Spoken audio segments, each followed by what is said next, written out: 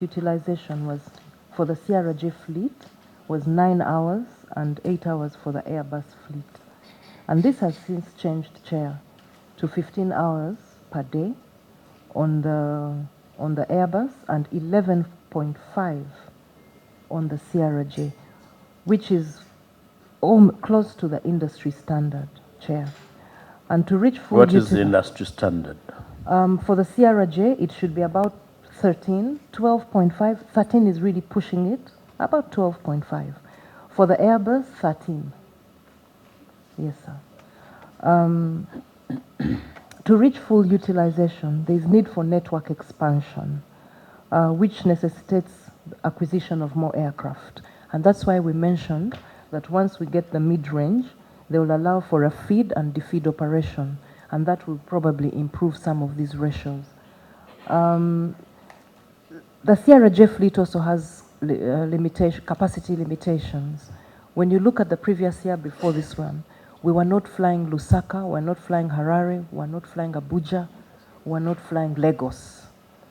But if you look at our financials now, you'll see a big difference after when you look at the utilization of the aircraft. They are working harder and working more because we have scheduled them more, Honorable. We also had countries where our money, for example, when we look at the current ratio, because you also talked about it, in that financial year, we had countries where our money couldn't be repatriated easily. These countries, honorable members, included Mumbai, Nigeria, Burundi, and Somalia. However, this has since changed, and we can now receive our monies. In some instances, we use the money in those countries to handle our operations in those countries, like pay for fuel, navigation, and the statutory taxes. So I hope that answers you, Honorable. Does it, Honorable Mjungu, Honorable Muwadda Kunyinji? No, thank you, Chair. Chair is alluding to, I don't know if she's addressed as ED, alluding CEO? to CEO, alluding to creation of more routes for the airline. And listening to it sounds okay, but actually, Rosie. But practical on the ground, I've had experience of traveling with Uganda Airlines, and I've found travelers quarreling from different nationalities at different airports. The flights are always deferred. They are not there. They are never on time. Yes, they are creating more routes, and I want even to congratulate them for the London route. But the efficiency, because here on page 3 of the management response, she say they are telling us that the airline intends to continue with its cost management and revenue initiatives that led to reduction. But again, they are reporting losses. They are not giving dividends, and we are told government is soon losing confidence in it, according to the Auditor General, who says that the absence of dividends may reduce investor or government confidence and affect future equity funding. Now, these are concerning developments. Now, tagging it to the routes and the efficiency of the routes, the CEO must tell us what is the current cause of change in terms of flight schedules. People wait at airports for hours and hours, sometimes days. How will they now gain confidence to use the airline so that you can accumulate the profits as may be required? Even in terms of goods, someone wants to deliver his goods in 1 day, they arrive after a week. You expect these people to now gain confidence and use you more so that you can effectively make profits? Tell us what is the current cause of so many deferred routes that makes passengers or leaves passengers stranded and waiting for hours. They are losing confidence. You cannot assure us that you will make profits when travelers and businessmen are losing interest, and they are losing interest. They are very much bothered. Saying one and the same thing over and over again. Chair, it is very annoying. The CEO must tell us what is that strategy they are going to employ. Muwadda, thank you very much. You would not be good English, but for emphasis, you have made your emphasis and point. Could you tell us, 1, causes for the delays, 2, strategies in place? I think before you came, she mentioned quite a number of them, including an increase in fleet and because of who you are, coming from the same party with me. Wait, who has allowed you to access the microphone, Honorable Itungo?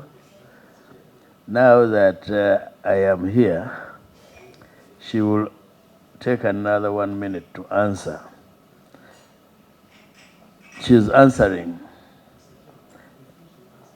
No, she's answering.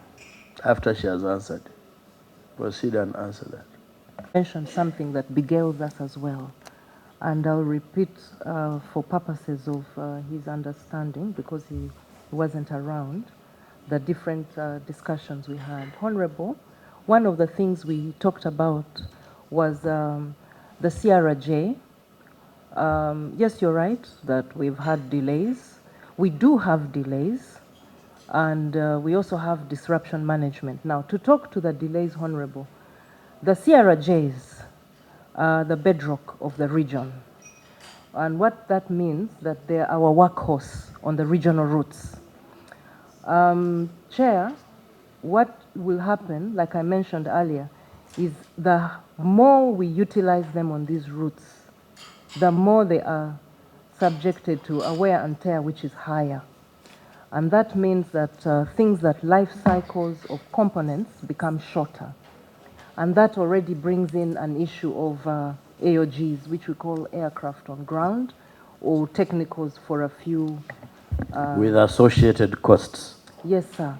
Now, usually what will happen, we don't leave people in airports for days. That one is sacrilege, even in IATA standards and regulations. So we, depending on what the delay is, we have until 3 hours, then we declare a cancellation, Honorable. Now, there's a time, which I believe Honorable could be alluding to, when we wanted everybody to get to their destination. So as we are working on a plan to rescue, that would take longer, 3, sometimes 4 hours. And most times, and that's alluding to what he brought out, if the CRJ is coming from a particular route and we only have 3 on ground flying, then that means we will delay a particular route so that when the aircraft comes from one particular route, it's able to go and rescue the passengers. And Chair, that comes about with the fact that we have 4 CRJs that are operating this schedule. Now, I may be asked a question, you're expanding too fast, maybe you're not handling. If you notice, I read for you the utilization. We have not yet reached the industry standard based on our schedule. The optimal standard. I mentioned the word optimal. So I appreciate the Honorable's, question. And Honorable, you asked, what are we doing Just to handle address that? the chair. Oh, You know, here you don't access my people. Oh, I am the way. thank you, Chair. I appreciate. Yes. So what is the way forward, Chair, to answer the question on how are we managing these delays? We were approved by the board to lease, and so we have a lease aircraft that supports the operation. Yes. Thank you. Good. Chair. You're well answered. Thank you. Chair, by her alluding to a lease, copies of those leases in the annexures, we go through them. Where is the lease document? No, but you see, it is only coming in now in answer to your question. But it was not envisaged. Yeah. Maybe for us who use the Uganda airline, have seen the inconvenience. And that's why it is important to interrogate if they have a lease as one of the remedies. Muwadda. Chair, from the answers she has given, she's alluding to leases as part of the remedies. And as a committee, we need to interrogate also the lease. Or in other words, your suspicion is that there's no lease? If it is there, it will be, we are good to go. We look at the lease because she's mentioning it as the alternative, one of the solutions. They are making losses. The flights are delayed. And she's offering us an answer that one of the remedy is leasing. Let's look at the lease agreement. Very interrogate it. Submit that lease agreement for that aircraft. It will only be accessed in my office, in my presence.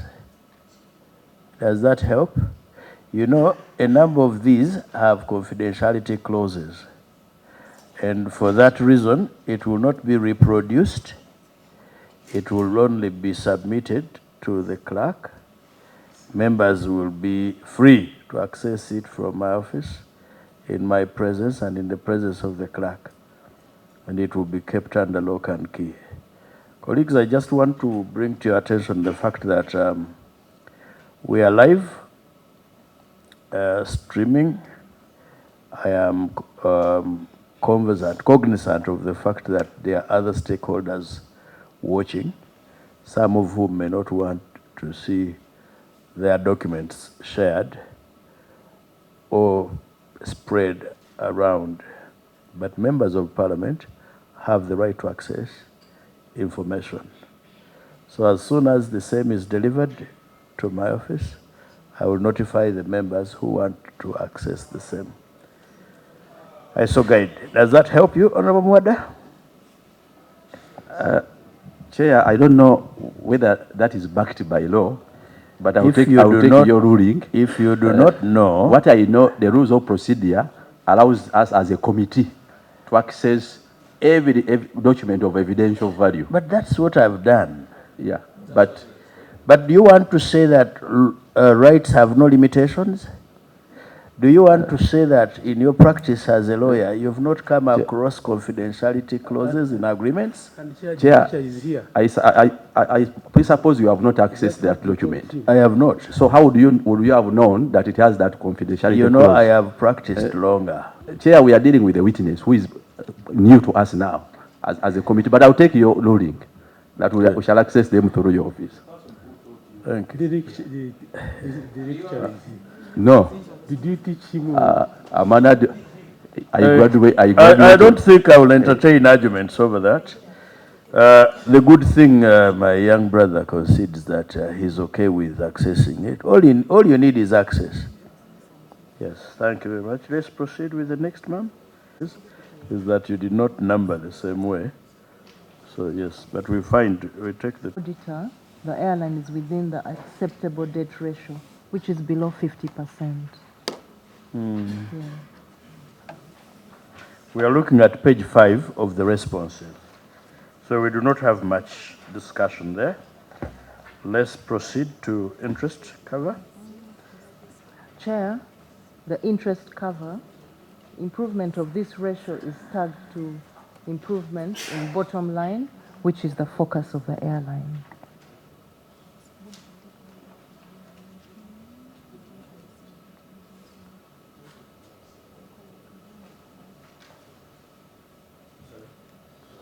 It's okay, Chair. Chair, I was giving an answer on the interest cover. The response we gave was that improvement in this ratio is tagged to the bottom line, which is the focus of the airline to improve. Thank you, Chair. That's on interest cover, Chair.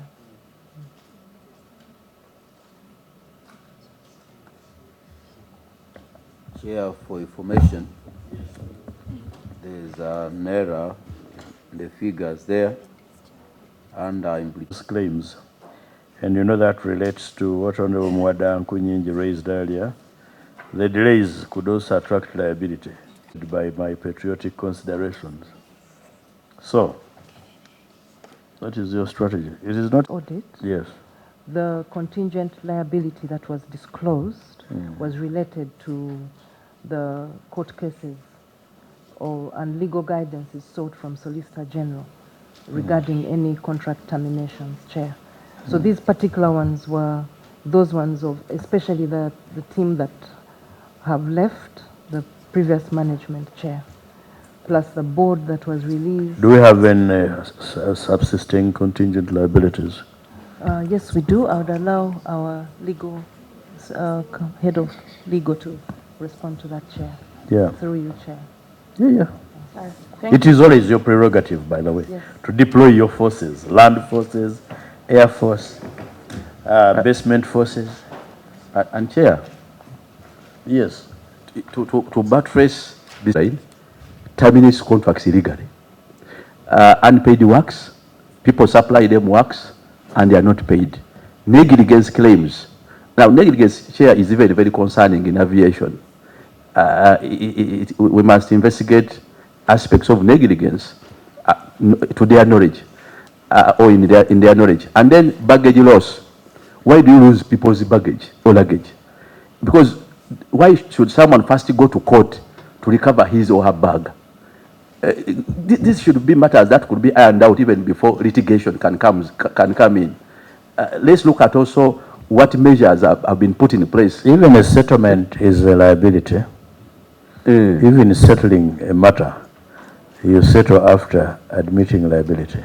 And who is the company secretary? Because it appears there is a lot of the company secretary is a lawyer who actually does post-mortem, like you. Baggage loss, reporting, and recovery that has reduced by improvement in operations. And it's true, Chair, you pointed out correctly, not all of them we've lost. Some of them, we are all lawyers, we know.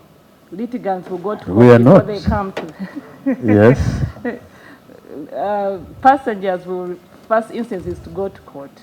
But when they come, we explain it. Most cases, we even trace the bags. They're actually there. That doesn't take the issue that it was delayed to be delivered, which we are working on by making sure bags are delivered in real time, Chair. Okay. I think let's approach across the globe. It's not a new phenomenon. And let's not look at it in a way that destroys business. Two, yes, the CEO is the ugly face of the monster that we don't see. They will all commit all manner of mischief, but we will not invite ground operations to come here and tell us about the bags. And some of the bags are actually not lost in their hands, but wherever, outside the jurisdiction where they operate. The liabilities are also different in character. Those for termination of contract are entirely within their hands. Loss of baggage is different. We want to hear the status on the contingent liabilities pointed out by the Auditor General. So can you do a write-up for us? And Chair, before you, you conclude on the status, we want to see the breakdown, verbatim, here. Because she cannot just come and say, most of days they have been answered, they have been attended to. Those are current answers. We are interrogating an audit report, and you came knowing that this is COSASE, a committee of parliament. Offer us quick and immediate answers before you go for the write-up. How many of these cases relate to contracts? How many of these relate to baggage claims, among others? And what intervention has been put in place, especially to curb? But Honorable Muwadda, you see, I was giving my guidance. After resting judgment, you start offering judgment. I don't think if you had been required to answer questions that way by Honorable Nsvambi here some years back, I'm not sure you would be here. You want evidence. I will repeat what you have said and arrive at a different conclusion. All that the Honorable Nkunyinji Muwadda has said should be done in writing with evidence attached. Categorize the different forms of liability, which ones you have won, which ones you have lost, and evidence, and then the measures that have been put in place. Then finally, give us the status of improvement. I think that one works better, isn't it? Timeline. It's on Monday. So she has an entire weekend to burn candles. Record. No. When I give the instruction, I actually do not need her to say yes or no. Supposing she says no, or supposing she starts mitigating and praying for extension of time, that time is sufficient. Let's go to the next. Madam Amtrachi, look at contract award of the General Sales Agents Agreement without guarantees. Page 4 of the ODS. 1.3, colleagues.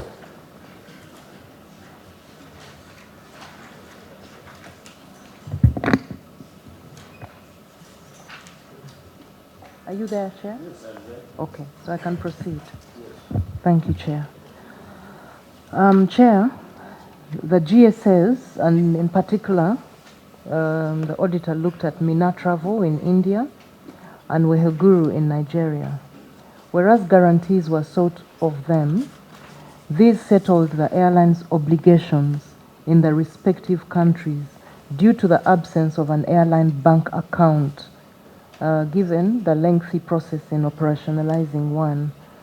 As a foreign operator, there were a number of checklists and requests that were given, and as well as the repatriation challenges that I had mentioned earlier.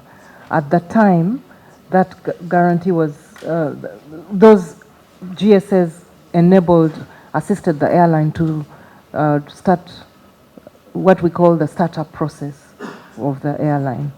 All GSS were engaged to remit the outstanding payments due to the airlines, and these were remitted the same. We gave you proof of remittances, Chair, in your document. Yes, sir. Annex E. Annex F. Then the requirement for guarantees is uniformly applied in all GSA contracts using a template that was approved by the Solicitor General. We also put that for you, yes, sir. Colleagues, any questions relating to that? You've seen the approval? Yeah. Now, we are faced with an audit report. Someone is either negligent or a deliberate attempt to cause the airline losses. Now, it's when you look at these contracts, the Auditor General tells us that certain contracts, certain agents were awarded contracts without the requirement to provide guarantees. And this is the same aspect that has caused or exposed the airline to potential credit risk and losses. And it would be in our interest to learn who failed to ensure that these contracts are aligned to the law and protective to the airline. Probably, is it the CEO? Is it the company secretary? Is it the legal head? Who is in charge of this documentation? Because these are financial matters, and we are told the Auditor General is recommending to ensure that take immediate steps to recover the outstanding balance. For example, 158,876 USD. What steps have been taken to recover this money? Because there were no guarantees, and this money on page 5 of the audit report is quoted as hard to recover, US dollars 158,876. Now, what steps have been taken to recover this money? 2, what steps are being taken to ensure that the contracts, if any, are updated? And 3, who is responsible? Who failed to do his or her work? Because here the airline cannot say that we have just learned of this. The response from the entity is shallow. It is not convincing at all. Let's focus on... Have you addressed your mind to page 10 of 23? Page 10 of 23. Where all GSAs and were engaged to remit, those companies were engaged to remit the proof of remittances. Have you addressed your mind to Annex E? See, I'm trying to reach there. But I'm wondering why it is not part of their response. It is not, but this is part of their response. At this particular... I am reading their response. Please read page 10. Chair, which annex here? Look at Annex A.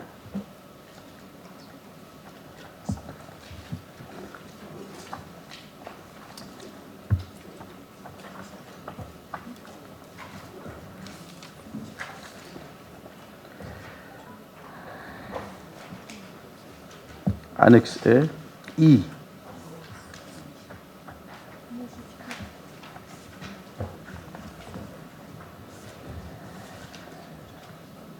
Honorable Chair, I'm addressing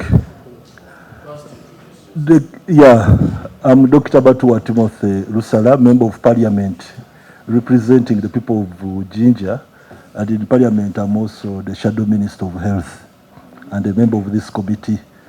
Yes. Chair, I wish to get clarification because I draw a distinction between the disease and the cure. So management, you've responded elaborating how you cured whatever had happened. But to avoid that from happening again, and with knowledge that as you're conducting your procurement process, there are requirements which when any of the applicants does not have, it leads to that applicant losing an opportunity of doing this kind of business with you. I want to believe that advance payment guarantee is an important issue in procurement management or contracting or in the bidding process. Before I go where I want to go, I want to know how many bidded. And if there are those who lost, why did they lose? What did they not have that led to them losing this contract, such that I can better understand why these two particular companies, even when they do not have an advance payment guarantee, they went through the bidding process successfully. To my knowledge, they shouldn't have passed that step. I want to know whether you've passed with your procurement officer such that we get a technical answer from that person. Thank you. Honorable Muzale Martin. Thank you, Mr. Chairman. Mr. Chairman, just in addition to what my colleague, Honorable Batuwa, has just said, important that we get to know whether there was a waiver from the Solicitor General to clear this contract where there was no guarantees. Why do you want to presuppose that there was a waiver? Suppose it's not even given by Solicitor General. It is given by law. That in these cases, contracts which do not exceed this amount, you may proceed without Solicitor General approving. Let's have those answers. Witnesses. You may refer. Questions was, we've answered the cure, but what have we done? So on page 10, Chair, we mentioned that management is also fast-tracking the implementation of supply chain management, a module of Oracle ERP that provides capabilities to track expiration dates, ensure timely renewals or terminations, because that was one of the issues that came from the auditor.